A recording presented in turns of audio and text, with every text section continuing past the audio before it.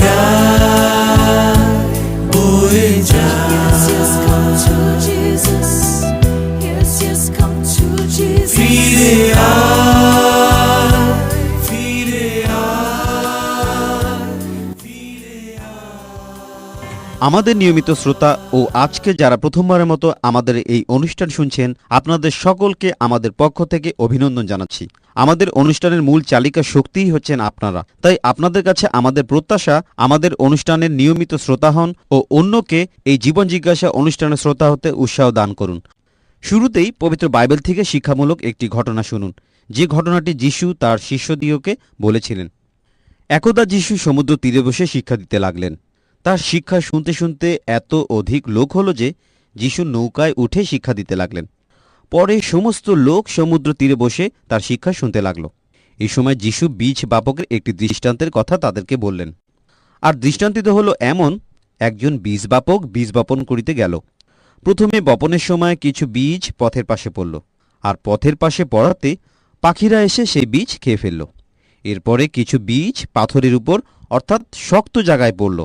এখানে অনেক মাটি না থাকাতে বীজ অঙ্কুরিত হয়ে সূর্যের আলো পেয়ে পড়ে গেল, এবং তাহার মূল না থাকাতে সেই গাছগুলি শুকিয়ে গেল। এরপরে কিছু বীজ কাঁটা বনের মধ্যে পড়ল। তাহাতে কাঁটা বন বৃদ্ধি পেয়ে সেই গাছগুলিকে চাপা দিয়ে রাখল, আর সেই গাছগুলিতে ফল ধরল না। শেষে কতক বীজ উত্তম ভূমিতে পড়ল।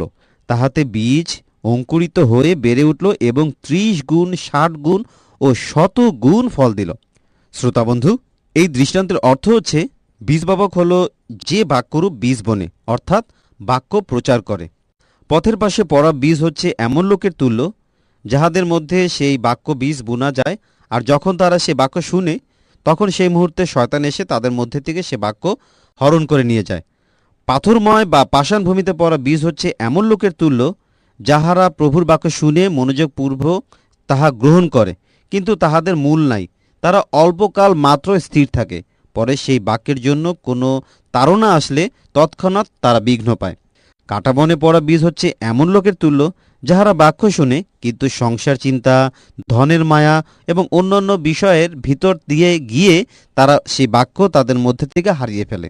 আর যাহারা উত্তম ভূমিতে পড়া বীজের মতো, তাহারা এমন লোকের তুল্য যে তারা বাক্য শুনে গ্রাহ্য করে, এবং তাদের মধ্যে থেকে কেউ 30 গুণ, কেউ 60 গুণ বা কেউ 100 ফল উৎপন্ন করে। শ্রোতাবন্ধু, বাইবেলে একটি ঘটনা শুনছিলেন। সুপ্রিয় শ্রোতাবন্ধু, এবার রয়েছে বরাবর মতো আলোচনা। আর আজকে আলোচনার জন্য আমাদের স্টুডিওতে উপস্থিত আছেন মিস্টার তিমথি ভক্ত সুমন। চলুন সরাসরি তার সাথে আলোচনায় প্রবেশ করা যাক। শ্রদ্ধেয় সুমন ভাই, আপনার কাছে আমার প্রথম প্রশ্ন হচ্ছে, মানুষ জীবনে বিভিন্নভাবে প্রতিষ্ঠিত হতে চায়, আর এই প্রতিষ্ঠিত হওয়ার জন্য প্রথমে তার কি করা প্রয়োজন? ধন্যবাদ একটি বাস্তবসম্মত প্রশ্ন করার জন্য। জীবনে মানুষ দুইভাবে প্রতিষ্ঠিত হতে পারে, একটি অন্যায়ভাবে, আরেকটি অধ্যবসায় পরিশ্রম দিয়ে ন্যায় পথে চলে। প্রথমে হচ্ছে অন্যায় পথ, আর এই পথে প্রতিষ্ঠিত হওয়া বলতে নীতি, এই সমস্ত বিসর্জন দিয়ে ধন সম্পত্তি, অর্থ আহরণ করাকে বোঝায়, আর সেটি যে কোনোভাবেই হতে পারে।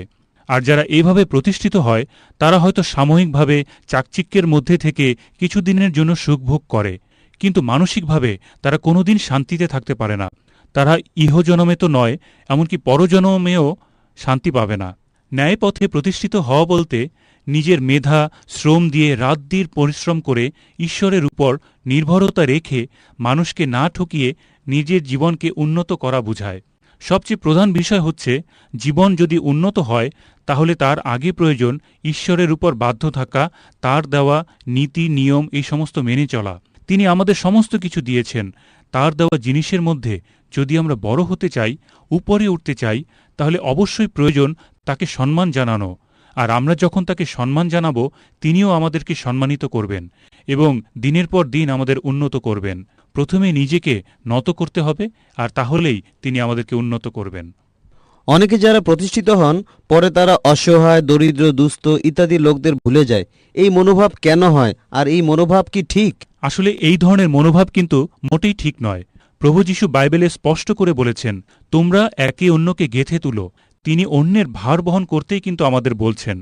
আমরা যখন প্রতিষ্ঠিত হয়ে অন্যকে বড় হতে সাহায্য করব, গড়ে তুলব, সেটাই হবে আমাদের জীবনের আসল সার্থকতা। আমরা যদি এই কাজ করি তাহলে তিনি আমাদের পরিবার, মণ্ডলী, আমাদের সমাজ, এমনকি আমাদের দেশের পরিবর্তন করবেন। আর যখন এই সকলের পরিবর্তন হবে তখন দুর্নীতি, সন্ত্রাস, চুরি, হত্যা ইত্যাদি খারাপ কাজ আর থাকবে না। সুতরাং আমাদের অবশ্যই উচিত নিজের উন্নতির সাথে সাথে অন্যেরও উন্নতি করা। আমরা যদি অন্যের ভাবনা ভাবি, প্রভুও আমাদের জন্য অধিক বিষয় চিন্তা করবেন। আমরা দেখি বর্তমানে মানুষ এবং আমাদের দেশেও অনেকে অন্যায়ভাবে নিজেকে প্রতিষ্ঠিত করছে। এর কারণ কি? ধন্যবাদ একটি সুন্দর প্রশ্নের জন্য। আসলে বর্তমানে বেশিরভাগ মানুষ ঈশ্বর ভয় বলতে ভুলে গেছে। নীতিহীনতায় আমরা এমন হয়ে পড়েছি যে অন্যায় কিংবা মিথ্যা এই সমস্ত আমাদের নিত্যদিনের সঙ্গী হয়ে গেছে। আর যে কারণে কোনো খারাপ কাজ মানুষের গায়ে যেন লাগছে না। যে যেভাবে পারছে লাগামহীনভাবে নিজের স্বার্থই চেষ্টা করে যাচ্ছে। কিন্তু এই অন্যায় অত্যাচার থেকে মানুষকে কিভাবে ফিরিয়ে আনা সম্ভব? মানুষকে অবশ্যই এই অবস্থা থেকে ফেরানো সম্ভব। ঈশ্বর ভক্ত মানুষ এই পৃথিবী থেকে এখনও শেষ হয়ে যায়নি, যার ফলে এখন পর্যন্ত পৃথিবী টিকে আছে। আর যারা ন্যায়ের পথে, সৎ পথে আছে, যারা ঈশ্বরকে ভয় করে, তাদেরকে সামনে এগিয়ে আসতে হবে।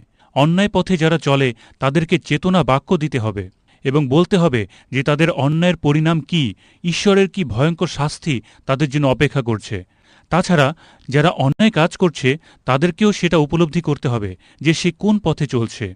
তারা যখন বুঝতে চেষ্টা করবে নিজের সম্বন্ধে, তখন তাদের সাথে সেই বিষয় নিয়ে আলোচনা করতে হবে। সব সময় ঈশ্বরের চেতনা বাক্য দিয়ে তাদেরকে চেতনা দিতে হবে এবং তাদের জন্য প্রার্থনাও করতে হবে। আচ্ছা, যারা অন্যায়ভাবে নিজেকে বড় করে বা মানুষদেরকে ঠকায়, তাদের অবস্থা পরবর্তীতে কি হয়? যারা অন্যায়ভাবে নিজেকে বড় করে বা অন্যকে ঠকায়, তারা যদি পরিবর্তিত না হয়, কোনো না কোনোভাবে তারা ফল ভোগ করবে। এই জগতে থেকে সে সেই পাপের ফল ভোগ করবে। পবিত্র বাইবেলে আছে, আমরা যদি আমাদের পাপ সকল স্বীকার না করি অথবা মন পরিবর্তন না করি, কি মৃত্যুর পরেও তাদের জন্য থাকবে অনন্ত নরকের আগুন। তাই সময় থাকতেই আমাদের অবশ্যই মন পরিবর্তন করা উচিত। শেষে যে বিষয়টি আমি আপনার কাছে জানতে চাই, একজন সৎ আদর্শবান মানুষ হওয়ার জন্য কি কর্তব্য রয়েছে? ধন্যবাদ একটি সুন্দর প্রশ্নের জন্য। জীবনকে সুন্দর এবং সুপ্রতিষ্ঠিত করতে হলে প্রথমে একজন আদর্শবান মানুষ হিসেবে নিজেকে গড়তে হবে। যে মানুষ প্রভু যীশুকে অনুসরণ করে, তার আদর্শ অনুযায়ী নিজেকে যখন পরিচালনা করে, তখন সে অন্যের উপকার করে, অন্যকে ভালোবাসে এবং নিজের স্বার্থের জন্য চেষ্টা করে না। আর যখন তার মধ্যে এই সমস্ত গুণ বা বৈশিষ্ট্যগুলি দেখা যায়, তখনই সে একজন আদর্শবান মানুষ হিসেবে গড়ে ওঠে। ধন্যবাদ। সুপ্রিয় শ্রোতা বন্ধু, এত সময় আলোচনা শুনছিলেন। আশা করি আজকের এই আলোচনার মধ্য দিয়ে আপনারা অনেক উপকৃত হবেন। তাহলে আপাতত আজকের মতো আমি বিদায় নিচ্ছি। ইম্মানুয়েল।